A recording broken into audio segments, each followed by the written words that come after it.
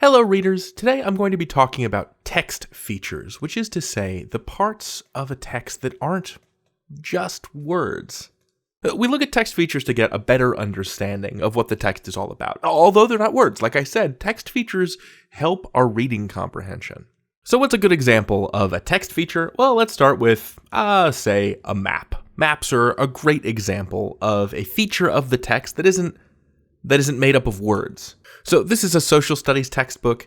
This section is about Egypt. I've turned to this page where there is a map. What is this map of?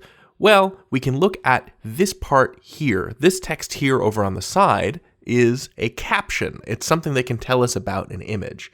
And the map is labeled, so it's about the Nile River and how the Nile River is fed from rainfall to the south, the water travels to the north. Here's Egypt up here.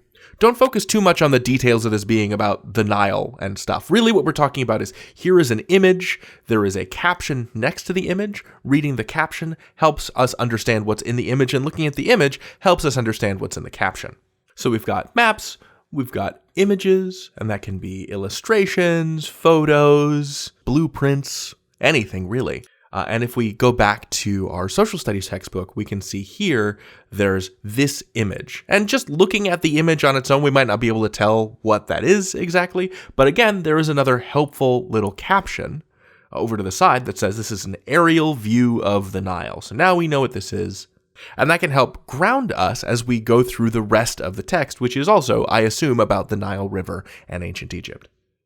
The caption and its picture are two halves of a whole. They're both helping you understand the other. Other useful text features include charts, diagrams, and graphs, which can include things like timelines. This page here has a table. You can see up at the top, this top row is labeled Ancient Egypt, and then on the left we have all the different periods of Egyptian history, and on the right, all the dates associated with those periods. There's also a timeline in this lesson, and this one has a bunch of different text elements, right? So we have, it's not a traditional looking timeline, but you can see that it's arranged from top to bottom, oldest to most recent. Those are just some of the many options that are available to you when you look at a text. Remember that when you're reading a passage, it's not just the words, it's everything on the page.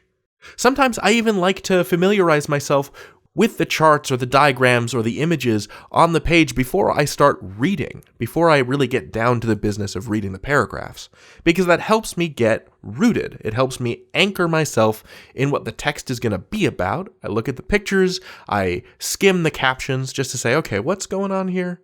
Cool, we're talking about rivers, we're talking about ancient Egypt, I'm ready. And building those skills of readiness and being able to anchor yourself in any text that you encounter is what's going to make you a strong reader. You can learn anything. David out.